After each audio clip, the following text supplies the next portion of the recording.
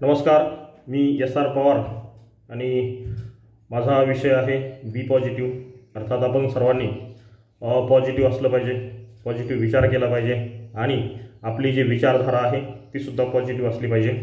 आणि आजचा जो विषय आहे तो विषय अर्थात त्याचं थंबनेल, त्याचं टायटल आपण वाचलेलं आहे, ते वाचून आपण या व्हिडिओवरती आलेला आहात. आजचा जो विषय आहे ते जरांगे पाटलांचं उपोषण, आमरण उपोषण, आणि ते पुन्हा एकदा उपोषणाला बसत आहेत, उपोषण सुरू करत आहेत. खरं म्हणजे या उपोषणाला पोलिसांनी परवानगी नाकारलेली आहे, अशा बातम्या आपण सर्वांनी पाहिलेल्या आहेत, आपण पाहत आहात. आणि परवानगी नाकारलेली असली तरी ते उपोषणावरती ठाम आहेत. आणि आज 8 जून 2024 या दिवशी सकाळी ठीक 10 वाजता ते उपोषण त्यांचं सुरू करणार आहेत. अनेक लोक, मराठा बांधव त्या ठिकाणी जायला सुरुवात झालेली आहे, गर्दी जमायला सुरुवात झालेली आहे. त्याचबरोबर पोलिसांची सुद्धा खूप मोठी कुमक त्या ठिकाणी पोहोचलेली आहे, बंदोबस्त वाढवलेला आहे, दंगल नियंत्रण पथक सुद्धा त्या ठिकाणी तैनात करण्यात आलेलं आहे. वेगवेगळी लोक व्यक्त व्हायला लागलेली आहेत, काही नेते मंडळीही यावरती व्यक्त व्हायला लागलेले आहेत. ही झाली बातमी, परंतु बातमीच्या पलीकडे काहीतरी गोष्टी आहेत ज्याची चर्चा या ठिकाणी करणं अत्यंत आवश्यक आहे, गरजेचं आहे. हे आंदोलन गेल्या 10 महिन्यांपासून सुरू आहे किंवा फार फार तर 1 वर्षापासून सुरू झालेलं आहे असं जर म्हटलं तर चूक होणार नाही. 1 वर्षापासून एवढं मोठं आंदोलन होत आहे, फार मोठ्या प्रमाणात त्याला प्रतिसाद मिळत आहे, आरोप प्रत्यारोप होत आहेत, लाखो कोटींच्या संख्येने लोक त्या ठिकाणी जात आहेत, कोट्यवधी लोक जात आहेत. आणि हे आंदोलन किंवा हे उपोषण एकदाच न होता अनेक वेळा ते झालेलं आहे, आरोप प्रत्यारोप झालेला आहे, अनेक मोर्चे निघालेले आहेत, अनेक ठिकाणी आंदोलन झालेलं आहे, अनेक ठिकाणी सभा झालेल्या आहेत. त्याला प्रचंड मोठा प्रतिसाद मिळालेला आहे.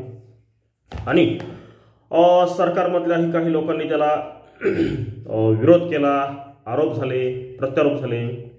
आणि या संपूर्ण आंदोलनाचा फार मोठा परिणाम आपण गेलेल्या लोकसभेच्या निवडणुकीमध्ये बघितलेला आहे. आता एवढा मोठा परिणाम जर होत असेल, जरांगे पाटलांच्या आंदोलनाला कोट्यवधींच्या लोकांचा प्रतिसाद मिळत असेल, एवढ्या मोठ्या प्रमाणात लोक जात असतील, 30-30 किलोमीटरचा प्रवास लोक पायी करत असतील, ऊन असताना, पायात चप्पल नसताना, जेवण नसताना, जेवणाची कुठलीही सोय नसताना, पाण्याची कुठलीही सोय नसताना, उपाशीपोटी, अनवाणी, तहानलेले लोक 30-30 किलोमीटरचा जर प्रवास उन्हात करत असतील, पायी करत असतील आणि जरांगे पाटलांना समर्थन देण्यासाठी त्या ठिकाणी जात असतील, तर मला असं वाटतं की या गोष्टीकडे गांभीर्यानं बघण्याची गरज आहे. आणि खरोखर यामध्ये नेमका असं काय आहे किंवा ते जे प्रश्न मांडत आहेत तो किती गंभीर स्वरूपाचा आहे, किंवा ते ज्या मराठा समाजाबद्दल बोलत आहेत किंवा त्यातल्या गरिबीविषयी बोलत आहेत, त्यांच्या आर्थिक परिस्थितीविषयी बोलत आहेत, याविषयी किती गांभीर्यानं सरकारने आणि आपण सगळ्यांनी बघण्याची गरज आहे, आवश्यकता आहे. हा माझा वेगळा आणि मुद्दा आहे, ठाम मुद्दा आहे. खरं म्हणजे आपण याच्याकडं फार गांभीर्यानं बघणं गरजेचं आहे.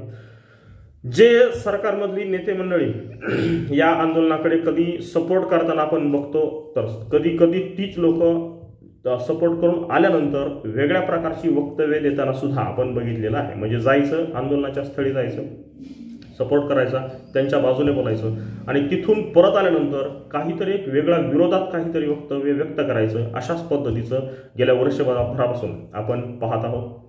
आणि मला असं वाटतं की मराठा आरक्षण हा असा मुद्दा आहे की तुम्ही त्या मुद्द्याला सपोर्ट जरी केला तरी ते वाढलेलंच आहे, आणि मराठा आरक्षणाला तुम्ही विरोध जरी केला तरीही ते वाढलेलंच आहे, आणि त्याला दडपण्याचा जरी प्रयत्न केला तरी सुद्धा हे आंदोलन चालू आहे, त्याला मोठा प्रतिसाद मिळत आहे, त्याला कुठल्याही परिस्थितीमध्ये जो सपोर्ट आहे तो कमी झालेला नाही, हे आपण बघतो.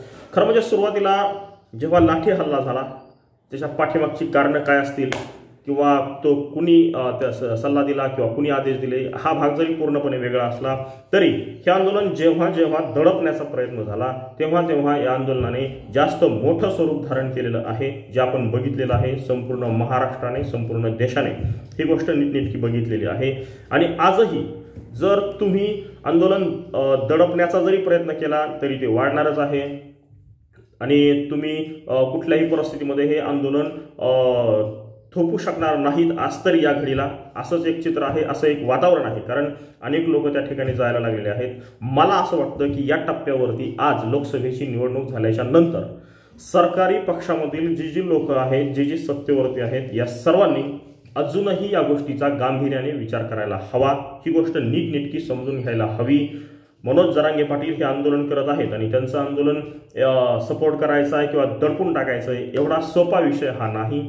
खरोखर त्या आंदोलनाला पाठिंबा देणारी लोक, 30-30 किलोमीटर पायी जाणारी लोक, अनवाणी चालणारी लोक, पाण्याशिवाय दिवसभर प्रवास करणारी लोक, जेवणाशिवाय इतका दूरचा प्रवास करणारी लोक आणि ज्यांची वय अक्षरशः 70-80 वयाची लोक सुद्धा, महिला सुद्धा, पुरुष मंडळी सुद्धा इतक्या दूर जात आहेत, कुटुंबासह चालत आहेत, लहान लहान मुलं सोबत घेऊन त्या आंदोलनामध्ये सहभागी होत आहेत. तर या आंदोलनामध्ये खरोखर काहीतरी गंभीर स्वरूपाचं आहे का हे बघण्याची अत्यंत आवश्यकता आहे. त्याच्याकडे फार गांभीर्यानं बघण्याची गरज आहे आणि सरकार म्हणून आपण हा प्रश्न सोडवण्यासाठी काय काय करू शकतो याचा सुद्धा विचार करण्याची गरज आहे. काय टिंगलीचा विषय नाही किंवा एकाने कुणीतरी जायचं, दुसऱ्याने कुणीतरी त्या विरोधात बोलायचं, अशा पद्धतीचा इतका सोपा विषय हा नाही. आपण याकडे फार गांभीर्याने बघावं अशा पद्धतीचं आहे. आणि त्याचबरोबर आता आंदोलन सुरू झालं, मग त्या ठिकाणी आंदोलनकर्ते जाणार आहेत, कुणीतरी विरोधात बोलणार आहे, त्यानंतर विरोध होणार आहे, आरोप प्रत्यारोप होणार आहेत, वातावरण चिघळणार आहे, बिघडणार आहे. एक तर लोकसभेमुळे संपूर्ण राज्यामधलं वातावरण बिघडलेलं आहे, जातीवाद फार मोठ्या प्रमाणात झालेला आहे, वातावरण फार गंभीर आहे आणि त्यामध्ये हे आंदोलन सुरू होते. आता दोनही बाजूची एक जबाबदारी आहे की जे आंदोलन करते आहेत त्यांनी सुद्धा अत्यंत शांततेत आंदोलन होईल या दृष्टीने सुद्धा बघण्याची आवश्यकता आहे. आणि जे कुणी त्या आंदोलनाच्या विरोधात असतील किंवा बोलण्याचा प्रयत्न करत असतील त्यांनी सुद्धा संयम ठेवणं अत्यंत आवश्यक आहे. अशा गंभीर स्वरूपाच्या परिस्थितीमध्ये तुम्ही व्यक्त होण्याच्या ऐवजी एकतर तुम्ही थोडंसं वातावरण निवळण्यासाठी प्रयत्न केला पाहिजे किंवा थोडंसं थांबलं पाहिजे. चुकीच्या कमेंट, चुकीच्या पोस्ट होणार नाही त्याचीही काळजी घेतली पाहिजे.